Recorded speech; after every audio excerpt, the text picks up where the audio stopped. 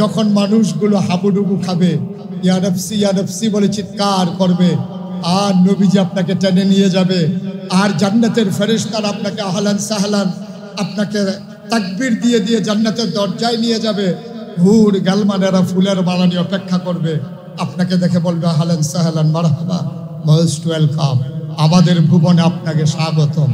এখন আপনি দুনিয়ার পদ পদবি নেবেন না জান্নাতের ফুলের মালা নেবেন, সিদ্ধান্ত আপনার। আল্লাহ তাবারক ওয়া তাআলা যখন মানুষ বানালেন, তিনি যখন বললেন ইন্নী জাইলুন ফিল আরদি খলিফা, আমি একটা কওম, আমি একটা সম্প্রদায়, আমি একদল মানুষ বানাতে চাই যাদের পরিচয় হলো তারা আমার খলিফা। ফেরেশতারা আপত্তি তুললেন, অতীতের কথা মনে করিয়ে দিলেন, এর আগে আপনি জিন বানিয়েছেন, ওরা যেমন করে মারামারি কাটাকাটি ঝগড়া বিবাদ করেছে, মানুষ বানাবেন এমনই তো করবে। আল্লাহ তাবারক ওয়া তাআলা যা জানেন আমরাও জানি না, ফেরেশতাও জানে না, জিনও জানে না। তিনি যা জানেন তিনিই শুধু জানেন। তিনি ঘোষণা দিয়ে দিলেন ইন্নী আ'লামু মা লা তা'লামুন, আমি যা জানি তোমরা তা জানো না। অর্থাৎ তোমরা যা মনে করেছ মানুষগুলো মারামারি করবে, কাটাকাটি করবে, ঝগড়া বিবাদ করবে, লড়তরাজ করবে, রাহাজানি করবে, এর বাইরেও মানুষের একটা রূপ আছে। বন্ধুগণ, খুব মনোযোগের সাথে কথা শুনতে হবে, সময় কম, কথা বেশি, খেতে হবে সব, তরকারির আইটেম অনেক বেশি। এই জন্যে সব কিছু থেকে খুব দ্রুততার সাথে লোকমা দিতে হবে। যারা শাহিদারি করবেন তাদের যেমন একটা দায়বদ্ধতা আছে, আপনারা যারা শাহিদারি গ্রহণ করবেন তাদেরও কিন্তু একটা দায়বদ্ধতা আছে। তো যে কথাটুকুন বলতে চাই, আল্লাহ তাবারক ওয়া তাআলা এই দুনিয়ার ভিতরে যখন মানুষ পাঠিয়ে দিলেন, মানুষ বানিয়ে ফেললেন, আল্লাহ তাবারক ওয়া তাআলা জানতেন যে মানুষগুলো সবগুলো মানুষের মাঝে একটা পশু বাস করে। আমরা যারা প্রাণ আছে তাদেরকে বলা হয় প্রাণী। মন না থাকলে মানুষ হওয়া যায় না। একটা পশু, একটা কুকুর, একটা শিয়াল, একটা জন্তু জানোয়ার, ওদের যেমন চোখ আছে, মুখ আছে, কান আছে, নাক আছে, হাত পা আছে, সব থাকার পরে ওরা পশু আর আমরা মানুষ। ওরা সৃষ্টির নিকৃষ্ট জীব, আমরা আশরাফুল মাখলুকাত। পার্থক্যটা কিসে? মন থাকলে, প্রাণ থাকলে প্রাণী হয়, মন না থাকলে মানুষ হওয়া যায় না। আল্লাহ আমাদেরকে সেই মহামূল্যবান মন, আকল, বোঝ, বিবেচনা, ভালো মন্দ বুঝার ক্ষমতা আল্লাহ আমাদেরকে দান করেছেন। পড়েন আলহামদুলিল্লাহ। এই জন্য আল্লাহর ওলি বলেছেন, মানে আরাফা নাফসাহু ফাকাদ আরাফা রাব্বাহু, যে তার নিজেকে চিনেছে সে তার আল্লাহকে চিনেছে। আমরা নিজেকে কতটুকু চিনতে পেরেছি এটার উপরে নির্ভর করবে আমরা আল্লাহকে কতটুকু চিনতে পারলাম। বন্ধুগণ, তাহলে আমি যে কথাটুকু বলছিলাম যে সবাই আমরা প্রাণী। গরু একটা প্রাণী, ছাগল একটা প্রাণী, সিংহ একটা প্রাণী, একেবারে পিঁপড়া, তা মশা, মাছি, সব প্রাণী। আমরা মানুষ কেন? আমরা মানুষ হচ্ছে বিবেকের কারণে, আকলের কারণে। কিন্তু এই মানুষগুলো বিবেকের কারণে আল্লাহ তাকে কত শ্রেষ্ঠত্বের মর্যাদা দিয়েছেন। কুরআনুল কারীমে আল্লাহ তাবারক ওয়া তাআলা ওয়াজ করে দিয়েছেন। আল্লাহ বলছেন, কুল হাল ইয়াস্তাবিল্লাযীনা ইয়ালামুনা ওয়াল্লাযীনা লা ইয়ালামুন। হে রাসূল, আপনি বলে দেন, যারা জানে, যারা জানে না, দুই দল কি সমান? অর্থাৎ না, দুই দল সমান। পার্থক্যটা হলো কেমনে? আল্লাহ তাবারক ওয়া তাআলা জানিয়ে দিলেন যে যারা জানে, যারা জানে না, দুই দল সমান না। যারা মানে, যারা মানে না, দুই দল সমান না। যাদের আকল আছে, যাদের আকল নাই, দুই দল সমান না। তাহলে একদল আমরা বুঝে গেলাম যে আকল থাকার কারণে অন্যতম অনন্য বৈশিষ্ট্যের অধিকারী হয়ে যায় মানুষ। আল্লাহ তাবারক ওয়া তাআলা চোখ আছে, নাক আছে, মুখ আছে, কান আছে, তারপরেও মানুষ বলে স্বীকৃতি দিতে চান। আল্লাহ কি বলতে চান? কুরআনুল কারীম আল্লাহ ইরশাদ করে দিয়েছেন, ওয়ালাহুম কুলুবুল লা ইয়াফকাহুনা বিহা ওয়ালাহুম আয়ুনুল লা ইউবসিরুনা বিহা ওয়ালাহুম আযানুল লা ইয়াসমাউনা বিহা উলাইকা কাল আনআম বাল হুম আউদাল। আল্লাহ বলছেন দুনিয়ার ভিতরে একদল মানুষ আছে, মন আছে বুঝে না, চোখ আছে দেখে না, কান আছে শুনে না। আমরা বলি আল্লাহ এটা কেমন মানুষ? আল্লাহ উলাইকা কাল আনআম, ওকে তো মানুষ বলি নাই, ওরা চতুষ্পদ জানোয়ার। আমরা বললাম আল্লাহ সে কি জানোয়ার? আল্লাহ বলছেন না, বাল হুম আউদাল, এটা জানোয়ারের চাইতে আরো নিকৃষ্ট। বন্ধুগণ, মন থাকার পরেও মানুষ হওয়া গেল না, চোখ থাকার পরেও মানুষ হওয়া গেল না, হাত পা নাক কান থাকার পরেও মানুষ হওয়া গেল না। কারণ হলো একটাই, আমরা আমাদের নিজেদের আকল, বিবেক, বিবেচনাবোধ, ভালো মন্দ বুঝার ক্ষমতা আমরা যখন কাজে লাগাবো না, তখন আমরা হব নিকৃষ্ট জানোয়ার। আপনি রাষ্ট্রের সর্বোচ্চ পর্যায় থেকেও জানোয়ারে পরিণত হতে পারেন, আবার সর্বনিম্ন পর্যায় থেকেও আপনি আশরাফুল মাখলুকাত হতে পারেন। আপনি যখন অপরের অধিকার হরণ করেন, আপনি যখন যে কোনো মূল্যে আমার ক্ষমতায় থাকাই লাগবে মসনদ পাকাপুক্ত করতে চান, আল্লাহ বলছেন উলাইকা কাল আনআম, ওরা চতুষ্পদ জানোয়ারের মতো। আল্লাহ বলছেন না, বাল হুম আউদাল, এগুলা জানোয়ারের চাইতে আরো নিকৃষ্ট। ঠিক কিনা? ক্ষমতার স্বাদ নেওয়ার পরে যারা ক্ষমতার মসনদ ছাড়তে চায় না, বিবেক থাকার পরে যারা বিবেক কাজে লাগাতে চায় না, নিজের করে যেমন করে নিজেরটা 16 আনা বুঝে নেয়, আর অপরেরটা যখন 1 আনাও বুঝে নেয় না, আপনার সন্তানের জন্যে আপনার যেমন মায়া, যে মানুষটাকে আপনি গুম করে নিলেন, যে মানুষটাকে হত্যা করে নিলেন, রাজনীতির প্রতিহিংসার কারণে তার বাবা, সেই বাবার কাছেও সন্তানের ঠিক ততটুকুই মায়া। আপনি কি বুঝবেন? আপনি মনুষ্যত্ব বিকিয়ে দিয়েছেন, আপনি কি বুঝবেন তার জ্বালা? আপনি ওই মায়ের আকুতি আপনি বুঝবেন যে মহিলাটা জানে না তার স্বামী আছে কি আছে না, আছে কি নাই, এটা সে জানেও না। জানলে তো এক কথা, এক সময় সুখটা পাথরে পরিণত হয়ে সে আবার আনন্দের দিন কাটাতে শুরু করে। কিন্তু যে মানুষটা অপেক্ষায় থাকে, হঠাৎ করে রাতের মাঝরাতে দরজায় নক হলে সে মনে করে হয়তো বা আমার প্রিয়তমা স্বামী এসেছে। সে জানে না তার স্বামী কোথায় আছে, কিভাবে আছে। সন্তান ঈদের দিন সকালবেলা রঙিন জামা পরে অপেক্ষায় আছে, মা বলছে চাচ্চুর সাথে যাও, ও বায়না ধরেছে বাবা আসলে তারপরে যাব। কিন্তু সে জানে না বাবা আছে কি নাই, সে জানে না তার বাবা আছে কি নাই, আদৌ আছে কি না সেটাও জানে না। কিন্তু সে বায়না ধরেছে মায়ের কাছে, বাবা আসলে আঙ্গুলে ধরে ধরে তারপরে ঈদগাহে যাবে। আপনি বুঝবেন তার বর্মজ্বালা। পৃথিবীর কোন ভাষা দিয়ে আপনি সে বাচ্চাটাকে সান্ত্বনা দেবেন? এমন ভাষা কি আবিষ্কৃত হয়েছে? এমন কোনো ঔষধ কি আবিষ্কৃত হয়েছে যে রক্তক্ষরণ আপনি বন্ধ করে দিতে পারেন? যে ছেলেটা তিল তিল করে বড় হচ্ছে, সে জানে না তার বাবা আছে কি নাই, তার অনুভূতি আছে কিন্তু সে বুঝতে পারে নাই। সে মনে করেছে বাবা হয়তোবা বিদেশ অথবা চাকরির কারণে ঢাকাতে আটকা পড়ে গেছে, কোনো একদিন রাতের বেলা এসে ঠিকই তার খোকাকে ঘুম ভাঙিয়ে জানান দেবে আমি আছি। কিন্তু সে জানে না তার বাবা হারিয়ে গেছে কোনো একটা মিছিল, তার বাবা রক্তে রঞ্জিত হয়েছে বাংলার কোনো এক রাজপথে। সে হয়তো জানে না তার বাবা গুম হয়ে থাকতে থাকতে একদিন তার লাশ হয়ে গেছে। বন্ধুগণ, তখন মানুষটার মানুষ থাকে না, তখন মানুষটা পশুত্ব বরণ করে, তখন মানুষটার মানুষ থাকে না। যখন শুধু নিজের কথা ভাবতে শিখে, অপরের কথা আর ভাবতে শিখে না। আল্লাহ রসুল সাল্লাল্লাহু আলাইহি সাল্লাম ১,৫০০ বছর আগে তিনি যখন দুনিয়া থেকে বিদায় হচ্ছেন, তিনি খুবই চিন্তান্বিত।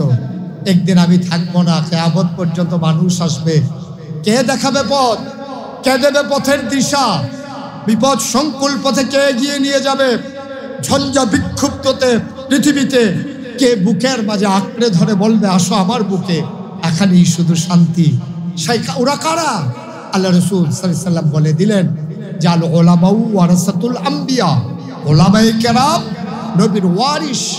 আমরা অবাক বিস্ময়ে তাকিয়ে দেখি, যখন দেখি যাদেরকে আল্লাহ রসুল ওলামায়ে কেরামকে ওয়ারিস বানিয়ে গেছেন, দ্বীনের ধারক বাহক বানিয়ে গেছেন, যাদের মাধ্যমে দিনকে এগিয়ে নিয়ে যাওয়ার কথা, আমরা যখন দেখি ওই আলেম নামদারি একদল কাপুরুষ, আমরা যখন দেখি তারা চিন্তা করে ওই মিছিলে গেলে, ওই মিটিংয়ে গেলে, ওই সম্মেলনে গেলে আমার গায়ে তকমা লেগে যায় কিনা, এই ভয় নিয়ে যারা দ্বীনের কথা বলতে সাহস পায় না, আমি মনে করি ওরা আলেম হয়েছে ঠিক কথা, নবীর ওয়ারিসও বলেছে ঠিক কথা, কিন্তু ওয়ারিস আছে দুই ধরনের, একদল হলো সুওয়ারিস, আরেক দল হলো কুওয়ারিস। সুরতের নাম আলেম না, সুরত এবং সিরতের সমন্বয় হলো আলেম। সুরত এবং সিরত যখন সমন্বয় হবে তখন সে প্রকৃত আলেমে পরিণত হবে। আপনি মনে করেছেন আপনাকে লোকজন দাওয়াত দিচ্ছে, আপনাকে লোকজন হাদিয়া দিচ্ছে, গাছের প্রথম লাউটা, মাছের মাথাটা, গরুর কলিজাটা, বিদেশি ছেলের প্রথম বেতনের টাকাটা সব আপনি পাচ্ছেন। আপনি মনে করেছেন দল মত নির্বিশেষে সকল মানুষ সম্মান করে। মনে রাখবেন, দল মত নির্বিশেষে কোনো মানুষ এই পৃথিবীতে ইসলামের দৃষ্টিকোণ থেকে সম্মান পায় নাই, পাবার কথাও না। যদি পাইতো আমার নবীজি আবু জেহেলের সম্মান পাইতো, ঠিক কিনা বল? কই নবী তো আবু জেহেল তো ওনাকে সম্মান করে নাই, বরঞ্চ মেরে ফেলতে চেয়েছে, বরঞ্চ থামিয়ে দিতে চেয়েছে। যেই নবীর জন্ম মক্কায়, শৈশব মক্কায়, তারুণ্য মক্কায়, কৈশোর মক্কায়, যৌবন মক্কায়, বিয়ে করলেন মক্কায়, নিজের বাড়ি মক্কায়, শ্বশুর বাড়ি মক্কায়, বেয়াইর বাড়ি মক্কায়, লেনদেন করলেন মক্কায়, চড়াফেলা করলেন মক্কায়, বংশের সকল লোক মক্কায়, তিনি থাকতে পারলেন না মক্কায়। কারণটা কি? সমস্যাটা কি ছিল? সমস্যাটা উনি নাগাইশের পীর সাহেব হতে পারে নাই, তিনি আমার এলাকার বড় হুজুর হতে পারেন নাই, তিনি মুহতামিম হুজুর হতে পারেন নাই, তিনি এত কিছুর ঊর্ধ্বে গিয়ে একটা হয়েছিলেন, তিনি বিশ্বনবী হয়েছিলেন, ঠিক কিনা বলেন? আর বিশ্বনবী হওয়ার কারণে পীর সাহেব বাতিলের সাথে আপোষ করা সহজ, কিন্তু নবী যদি বাতিলের সাথে আপোষ করে তাইলে দিন বলতে আর কোনো কিছু থাকবে না। এজন্য তিনি জানিয়ে দিলেন, আমি জানি দিনের কথা বলতে গেলে মামলা হবে, হামলা হবে, জেল জুলুম নির্যাতন হবে, আপন মানুষেরা পর হয়ে যাবে, ব্যবসায়ী যারা অসৎ উপায়ে মজুদদারি করে তারা আমার আপন থাকবে না, যারা সুদখোর তাদের সুদ যখন বন্ধ হয়ে যাবে তখন হাদিয়া নিয়ে আমার দরজায় এসে দাঁড়াবে না। নবী জানতেন যারা ঘুষখোর, যারা মদখোর, যারা কেসুনু চালায়, যারা ওই মূর্তি পূজা করে, ওরা কখনো নবীর পক্ষের শক্তি হতে পারে না। তিনি জেনে শুনেই দ্বীনের পথে অটল অবিচল ছিলেন। আর তিনি যেন জানিয়ে দিয়েছিলেন, আল্লাহ ঘোষণা দিলেন, ওয়ালা তাহিনু ওয়ালা তাহজানু ওয়া আনতুমুল আ'লাউনা ইন কুনতুম মুমিনিন। তোমাদের কোনো ভয় নাই, তোমাদের কোনো পেরেশানি নাই। তোমার জন্মস্থান থেকে ত্যাগ করে মক্কা ছেড়ে মদিনায় যেতে হবে, হয়তো তোমার উহুদের প্রান্তরে দাওয়াত মুবারক চলে যাবে, সাহাবায়ে কেরামের রক্তে রঞ্জিত হবে বদর আর উহুদের প্রান্তর, তোমাদের বাড়ির ঠিকানাগুলো মুছে দেওয়া হবে, ব্যবসা প্রতিষ্ঠানগুলো দখল দেওয়া হবে, চাকরি চলে যাবে, ইমামতি চলে যাবে। সব কিছুর পরে তুমি যখন চিৎকার করে বলতে পারবে, মামলা হবে, হামলা হবে, জেল জুলুম নির্যাতন হবে, প্রয়োজনে জীবন দেওয়া যাবে, ঈমান দেওয়া যাবে না, এটাই হচ্ছে ঈমানদার, ঠিক কিনা? ইসলামের শত্রুরা হুঁশিয়ার শব্দ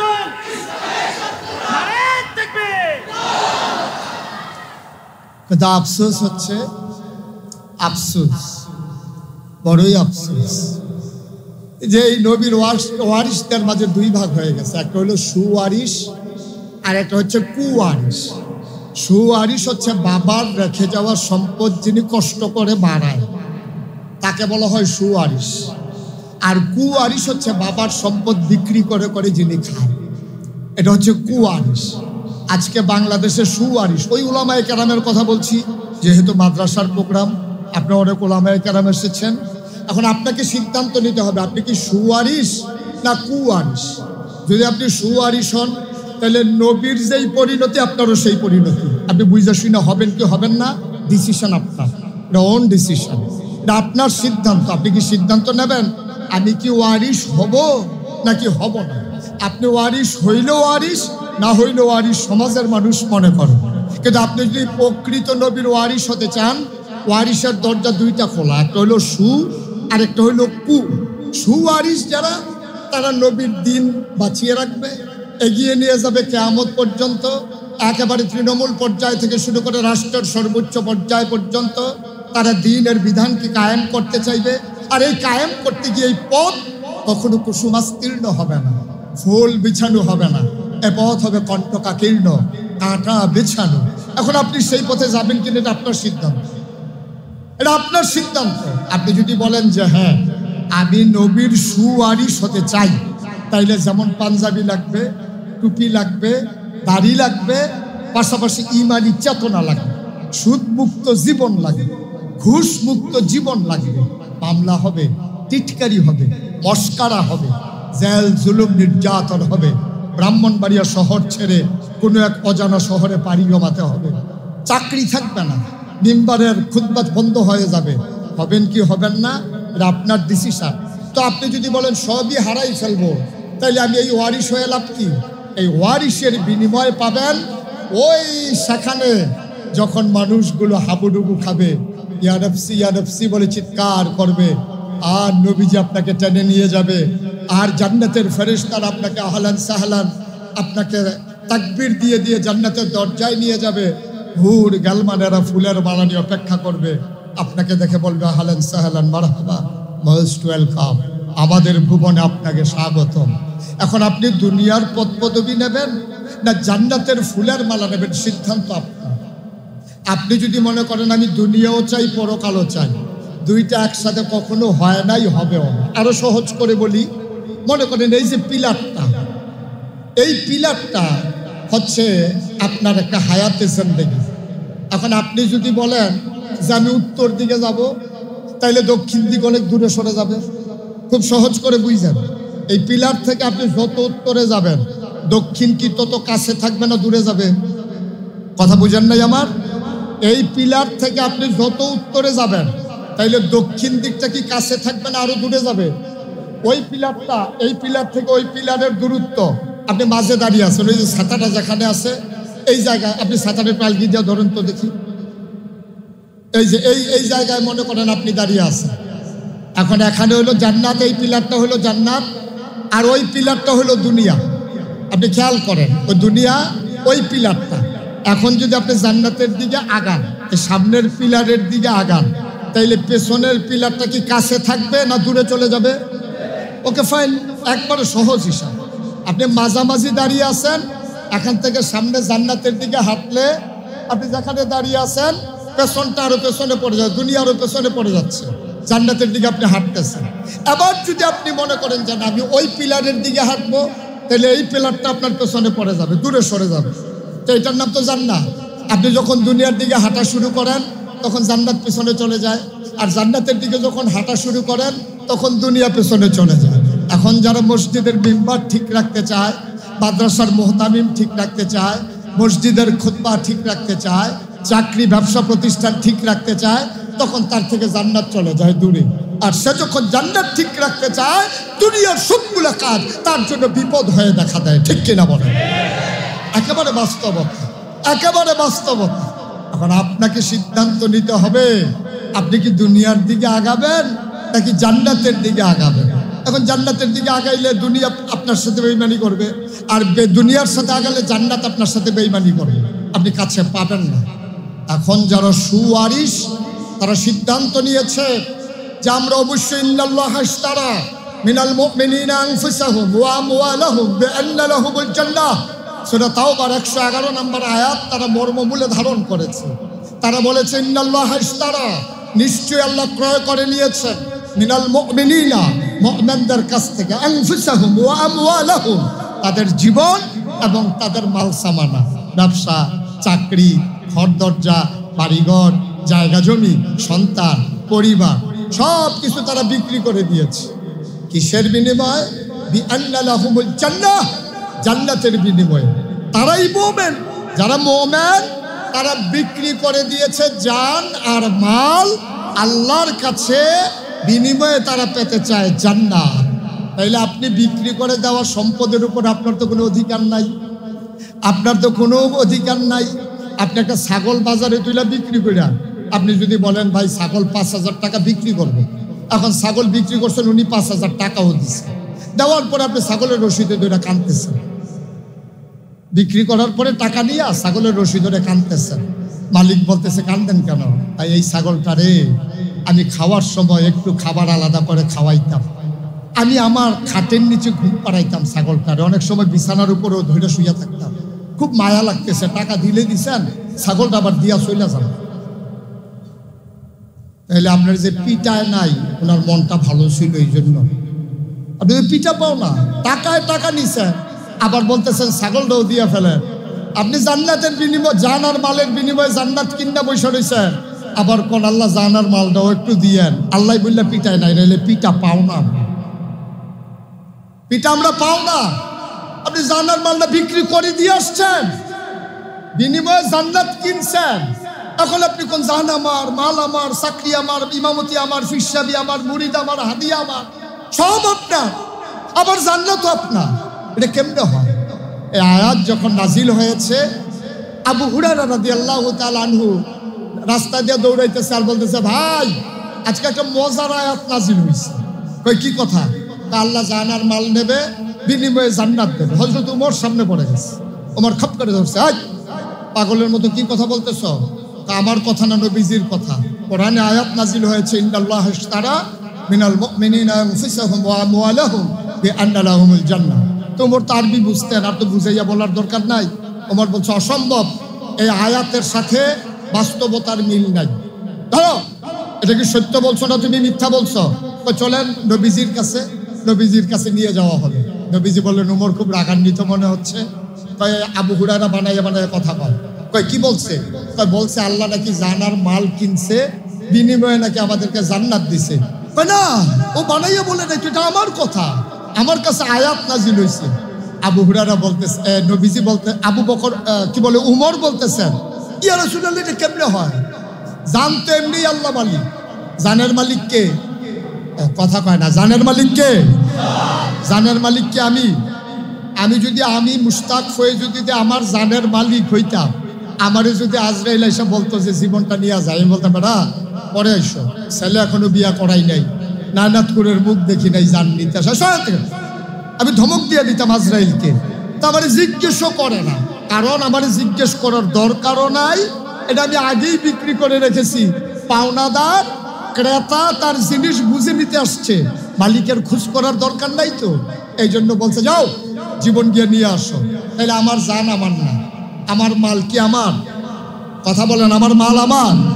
আমার মাল যদি আমার হইতো, আমার ধান পাকা জমিনের উপরে বন্যার পানি দেওয়ার আল্লাহর ক্ষমতা ছিল না। আল্লাহ জিজ্ঞেস করা লাগতো, তোমার জমিনে একটু পানি দিতে চাই। তা আমি বলতাম যে আল্লাহ ধানগুলা কাইটা নেই, পরে আপনি দিলে দিয়ে, এখন দেওয়া যাবে না। যেহেতু পাকা ধানের উপরে পানি চলে আসে, আমার জান যে কোনো মুহূর্তে হরণ হয়ে যায়, তাইলে বুঝা গেল এই জানের মালিককে। সবাই বলেন, মালের মালিককে, জান্নাতের মালিককে। তাহলে লেনদেন হয় কেমনে? আপনি যদি এই টিস্যু বক্সটা কিনতে যান, তাহলে আপনি কি করতে হবে? বলতে হবে ভাই টাকা নেন, টিস্যু বক্সটা দেন। তাহলে টাকাটা আপনার, টিস্যু বক্সটা দোকানদার, এভাবেই তো লেনদেন হয়। তো ওনারে যদি বলেন যে ভাই আপনার ক্যাশে যে টাকা আছে, ওই টাকাটা আপনি রাখেন আর আমার এই টিস্যু বক্সটা দেন, তো সে বলবে যে ক্যাশে তো আগের থেকে আমার টাকা আছে, তুমি দা রাখার দরকার কি? আর টিস্যু বক্স আমার, তুমি নিতে হইলে তোমার টাকা দিতে হবে। উমর তো এটা বুঝে ফেলাইছে, বড় জ্ঞানী মানুষ। উমর বলে জানের মালিকও আল্লাহ, মালের মালিকও আল্লাহ, জান্নাতের মালিকও আল্লাহ। আল্লাহ কয় জান আর মাল দেবো, জান্নাত বিনিময় দিয়ে দেবে, এটা তো মিলে না তো। তিনটার মালিকে তো আল্লাহ। আল্লাহ বলছেন হ্যাঁ, জানের মালিক আমি আল্লাহ, মালের মালিক আমি আল্লাহ। তুমি বিক্রি করে দিয়েছো, কিন্তু তোমার কাছে আমি জান আর মালটাকে আমানত রেখেছি। সুবহানাল্লাহ বলবেন না? বিক্রি করছো তুমি, কিন্তু আমি আমানত রাখছি তোমার কাছে। আচ্ছা মনে করেন এই যে মুবারক ভাই, উনি আমার কাছে এই সানগ্লাসটা বিক্রি করছে, আমানত রাখছে, বিক্রি না আমানত রাখছে। বলছে যে ভাই আপনি তো রোদের সময় অনেক সময় চলাফেরা করা লাগে, এটা আপনারে দিলাম, আমি যখন চাই দিয়ে দেবেন, এটা আপনার কাছে আমানত। তবে ভাই আমার এই চশমাটা, সানগ্লাসটা আমার কাছে খুব পছন্দের, আপনি রোদের ভিতরে ব্যবহার করেন, বৃষ্টি আসলে আপনি খুইলা পকেটে রাইখা দিয়েন, বৃষ্টি আসলে গ্লাসটা নষ্ট হয়ে যাবে বৃষ্টির ফোঁটা পড়লে, দয়া করে আমার সানগ্লাসটা আপনি ব্যবহার করেন, আপত্তি নাই, কিন্তু রোদে ব্যবহার করেন, বৃষ্টিতে ব্যবহার করেন না। এই কথা বইলে উনি আমার এটা আমানত হিসাবে দিছে। এখন আমি করছি কি, বাইরেই বৃষ্টি আসছে পরে এটা পকেট থেকে খুলে তাড়াতাড়ি চোখে দিচ্ছে। উনি এটা দেখা ফেলাইছে। উনি দেখা যদি বলে যে ভাই আপনারা তো মহব্বত করি, আপনারা বললাম যে বৃষ্টির সময়টা চোখে দিয়েন না, আর আপনি শুরুই করলেন বৃষ্টির ভিতর দিয়া, কারবারটা বুঝলাম রাজান, আমারটা আমার দিয়া ফেলেন, তাইলে ওনার যেমন অপরাধ হবে না। জান বানিয়ে রেখেছেন আল্লাহ আমার কাছে আমানত, মাল আমার কাছে আমানত রেখেছেন। সুতরাং এই জান আর মাল এগুলা কিন্তু আল্লাহ আল্লাহ বলে দিয়েছেন। এই জান ব্যবহার করা যাবে আমার পথে। ইসলামের বিরুদ্ধে ইসলামের দুশ্মনেরা যখন মিছিল দেবে, ইসলামের বিরুদ্ধে যখন দাঁড়াবে, তুমি অটল অবিচল পাহাড়ের মতো আমার দেওয়া জান নিয়া, আমার দেওয়া জবান নিয়া তুমি ইসলামের পক্ষে দাঁড়িয়ে যাবে। এই জন্য আমানত রাখলাম। আর মিছিল শুরু হয়েছে পরে আমি দৌড় দিয়ে ঘরের ভিতরে ঢুকে গেলাম, তাইলে কি আমি আমানত রক্ষা করলাম না খেয়ানত করলাম? আমরা তাই করছি, আমরা তাই করছি। আমরা জানেন মালের যে আমানত ছিল আমাদের কাছে, আমরা তার খেয়ানত করে দিয়েছি। জানটা তো আল্লাহ, মালটা আল্লাহ দিয়েছেন আপনাকে। খাও, তুমি ইচ্ছা মতো খাও, ঘুমাও, আরাম করো, এসি লাগাও, বাতাস খাও, শরীরটা আরাম দাও, নিজে আরাম করো, কিন্তু মনে রাখবা এটা কিন্তু আমার। এই জানটা কিন্তু আমার, এই মালগুলা কিন্তু আমার। ব্যবহার করো, সব করো, আমার কোনো আপত্তি নাই। তবে আমার কিছু কথা আছে। আহাল্লাল্লাহুল বাইয়া ওয়া হারামার রিবা। আমার এই জান আর মাল ব্যবহার করে ব্যবসা করবা, সুদ খাওয়া যাবে না। ওয়ালিল্লাহি আলান নাসি হিজ্জুল বাইতি মান ইসতাতা ইলাইহি সাবিলা। আমার এই মাল খরচ করে করে তুমি জান্নাতে এই হজে যেতে পারবা। তারপরে কুতিবা আলাইকুমুস সিয়াম, 12 মাস খাও, 1 মাস তোমার জন্যে রমজানের রোজাগুলো ফরজ করে দিলাম। আকিমুস সালাহ ইন্নাস সালাতা তানহা আনিল ফাহশাই ওয়াল মুনকার। তোমার জন্য এই জান ব্যবহার করে করে, এই শরীর ব্যবহার করে করে তোমাকে আমি দিয়ে দিলাম। তুমি নামাজ কায়েম করবে, মন্দ কাজ খারাপ কাজ থেকে যেই নামাজ তোমাকে ফিরিয়ে রাখে। আল্লাহ তাআলা কোরআনুল কারীমের 500 আয়াত দিয়েছেন, যেগুলোকে বলে আহকামুল কোরআন, কোরআনের বিধিবিধান। এখন আপনি যদি জান আল্লাহ, মাল আল্লাহ, ব্যবহার করলেন আল্লাহর বিরুদ্ধে, যারাই জান ব্যবহার করে করে, মাল ব্যবহার করে করে, বুদ্ধি খাটাইয়া একবার ক্ষমতা পাইলে আর ক্ষমতা ছাড়তে চায় না, তারা আমানতের খেয়ানত করেছে। ঠিক কিনা বলে? যারা ভোটের নামে যত ধরনের তামাশা আছে, আমি তুমি দামি, আগের রাত পরের রাত, ভোট ছাড়া যা মন চায় তা করলো, সে আমানতের খেয়ানত করলো। আসুন আমরা যারা নবীর ওয়ারিস, যে লক্ষ্য নিয়ে এই ব্রাহ্মণবাড়িয়া মডেল মাদ্রাসা প্রতিষ্ঠা করা হয়েছে, আমার যারা নতুন প্রজন্ম, যাদের চোখ দিয়ে আমি বিশ্ব দেখি, যাদের হৃদয় দিয়ে আমি ভাবতে শিখি, যাদের মাধ্যমে ভবিষ্যৎ বাংলাদেশ বিনির্মাণ করতে চাই, যারা 30 পারা কোরআনকে সিনায় ধারণ করে অনন্য এক নজির স্থাপন করলো, গর্বিত সন্তান হলে ব্রাহ্মণবাড়িয়ার, তাদেরকে স্যালুট, তাদেরকে রক্তিম শুভেচ্ছা, তাদের আব্বা আম্মাকে অগ্রিম শুভেচ্ছা। যেহেতু তাদেরকে শুভেচ্ছা জানাবেন স্বয়ং আল্লাহ রাব্বুল আলামিন, তাদেরকে পুরস্কৃত করবেন স্বয়ং আল্লাহ। তাদের মাথার উপরে এমন নূরের মুকুট, এমন নূরের মুকুট জলজল করে জ্বলবে, পুরা কিয়ামতের কোটি কোটি মানুষগুলো ওই টুপির দিকে তাকিয়ে থাকবে। এমন সুন্দর টুপি হয়, এমন সুন্দর সম্মানের জিনিস হয়, সবাই মিলে তাকিয়ে থাকবে ওই দিকে। আর আল্লাহ তাবারক ওয়া তাআলা ডেকে বলবেন, ও হাফেজে কোরআন, আমার কোরআনকে যারা 30 পারা সিনায় জায়গা করে নিয়েছো, তোমাদেরকে আজকে অনুমতি দেওয়া হলো 10 জন লোককে সুপারিশ করে করে তোমরা জান্নাতে নিয়ে যাও। বন্ধুগণ, এইভাবে আল্লাহ তাবারক ওয়া তাআলা তাদের পুরস্কৃত করবেন, তাদের মর্যাদার অধিকারী করবেন। যারা আজকে হাফেজের বাবা হয়েছেন, হাফেজের মা হয়েছেন, তাদের মর্যাদা নাগাইশের পীর সাহেব কামাল উদ্দিন জাফরি ওনাদের চাইতে অনেক ঊর্ধ্বে, কারণ ওরা ঘোষিত আল্লাহর দরবারে পুরস্কৃত। সুবহানাল্লাহ বলবেন না? ঘোষিত, কোনো সন্দেহ নাই, কোনো সন্দেহ নাই, ঘোষিত পুরস্কার প্রাপ্ত ওরা, ওরার মর্যাদা হবে বেশি। বন্ধুগণ, 56,000 এই বর্গমাইলে টেকনাফ থেকে তেঁতুলিয়া, রূপসা থেকে পাথুরিয়া 18 কোটি মুসলমানের, 18 কোটি জনগণের এই বাংলাদেশে সবাই মিলে আপনার যার যার অবস্থান থেকে একটু দায়িত্ব পালন করি, একটু দায়িত্ব পালন করি। আমি আমার পরিবারে, আপনি আপনার প্রতিষ্ঠানে, আপনি আপনার ওয়ার্ড কাউন্সিলর হিসাবে ওয়ার্ডে, আপনি আপনার যিনি পৌর মেয়র আছেন তিনি পৌরসভায়, এমন করে যদি সকল জায়গায় আমরা দায়িত্ব পালন করতে পারি তাহলেই হবে আমরা সোনার মানুষ। যেমন করে হযরত ওমর রাদিয়াল্লাহু তাআলা আনহু নবীর দেখানো পথে, আল্লাহর দেয়া বিধান মতে তিনি তার জীবন কেমন করে তৈরি করেছিলেন, যেই জন্য দুনিয়াতে থাকতেই 10 জন মানুষ জান্নাতের সুসংবাদ পেয়েছিলেন। সুবহানাল্লাহ বলবেন না? আবু বকর রাদিয়াল্লাহু তাআলা যখন ইন্তেকাল করে ফেললো, ওমরকে খুঁজে পাওয়া যাচ্ছে না, গেল কই? দেখো উনি ঘোড়ার কোনায় বসে বসে কাঁদতেছে। সবাই বলতেছেন আপনি এখানে কাঁদতেছেন আর আপনারা কি আমরা খুঁজে খুঁজে পেরেশান? হযরত ওমর চোখের পানি ছেড়ে দিয়ে বলেন, আমি জানতাম তোমরা আমাকে তালাশ করবে, এজন্য আমি লুকিয়ে আছি। আমি জানতাম আমার কাঁধেই বোঝা আসবে, এজন্যই আমার বড় পেরেশানি। আবার সবাই মিলে বলল, আবু বকরের পরে কে আছে এমন যে হাল ধরতে পারে মুসলিম বিশ্বের? হযরত ওমর অবনত মস্তকে সকলের চাওয়াকে পাওয়ায় পূর্ণতা দিয়ে দিলেন। ইতিহাস প্রমাণ করে দিয়েছে, মুখরোচক কোনো গল্প নয়, বানানো কোনো ইতিহাস নয়।